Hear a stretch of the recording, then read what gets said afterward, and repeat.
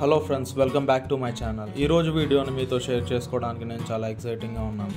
ఎందుకంటే ఈ వీడియోలో ఆక్వాపానిక్ సిస్టమ్ని పీవీసీ పైప్స్తో ఎలా బిల్డ్ చేయాలో చూపించబోతున్నాను. ముందుగా పీవీసీ పైప్ని తీసుకొని ఒక రోలో హోల్స్ వేసుకోవాలి. నేనైతే 2 ఇంచ్ హాలో డ్రిల్ బిట్ని వాడాను. తర్వాత పైప్ క్లోజింగ్ క్యాప్స్ని తీసుకొని సెంటర్లో హోల్ చేసుకోవాలి. ఆ హోల్లో ఇంకో చిన్న పైప్ని పెట్టి ఎంసీల్ వేసి అంటించాలి, ఇక్కడ వీడియోలో చూపించినట్టు. నెక్స్ట్ ఆ క్యాప్కి గమ్ వేసి పైప్ని క్లోజ్ చేయాలి.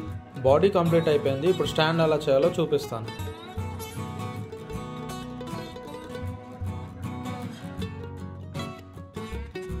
చిన్న పీవీసీ పైప్స్ని ఇక్కడ చూపించినట్టు కట్ చేసుకోవాలి. ఫ్రేమ్ అసెంబుల్ చేయడానికి T angles and elbow pipes ఖచ్చితంగా యూజ్ చేయాలి.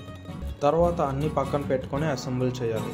అసెంబుల్ చేసేటప్పుడు పీవీసీ గమ్ అనేది జాయింట్స్ దగ్గర ఖచ్చితంగా యూజ్ చేయాలి. నేను అది ఎలా అసెంబుల్ చేస్తున్నానో చూడండి.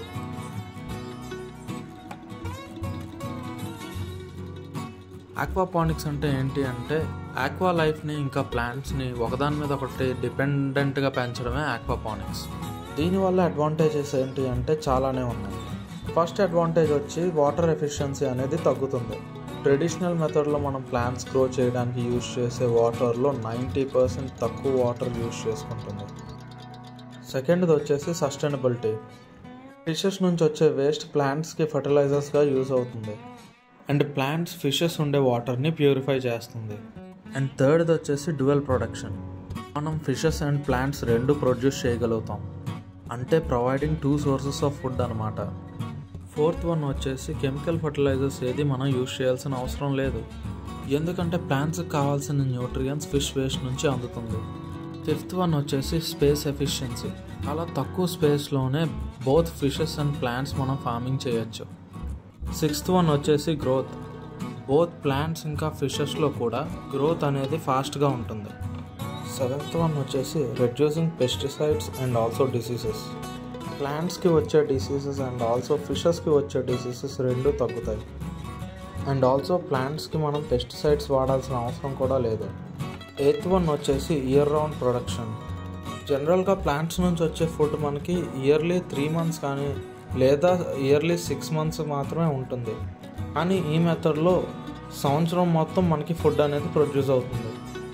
ఫిషెస్లో కూడా ఇయర్ మొత్తం మనకి ప్రొడక్షన్ అనేది జరుగుతుంది. ఓకే, ఇంకా క్లాస్ ఆపేసి ఎలా అసెంబుల్ చేయాలో చూద్దాం. మనం చేసుకున్న స్టాండ్ మీద మనం హోల్స్ పెట్టుకున్న పైప్స్ని తీసుకొచ్చి సీ క్లాంపులతో నట్ అండ్ బోల్ట్ వేసి బిగించాలి. అలా ఒకదాని తర్వాత ఒకటి వీడియోలో చూపించినట్టు బిగించుకోవాలి.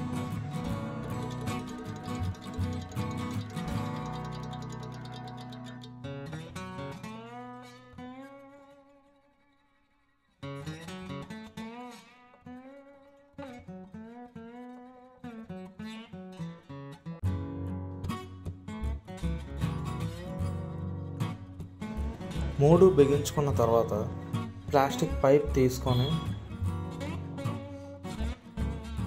ఆ ప్లాస్టిక్ పైప్ని ఒక పైప్ నుంచి ఇంకొక పైప్కి వీడియోలో చూపించినట్టు ఫిక్స్ చేసుకోవాలి.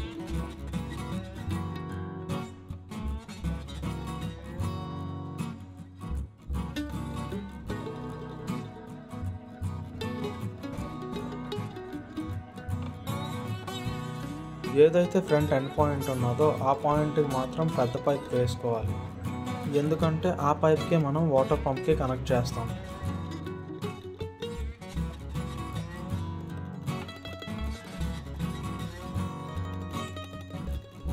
నెక్స్ట్ ఆ ముందును కనెక్ట్ చేసే పైప్కే మనం వాటర్ పంప్ని కనెక్ట్ చేయాలి.